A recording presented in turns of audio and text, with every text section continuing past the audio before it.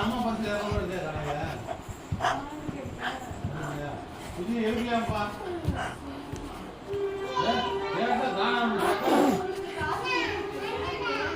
எழுத்தானே கேட்டா எழுத்தஞ்சு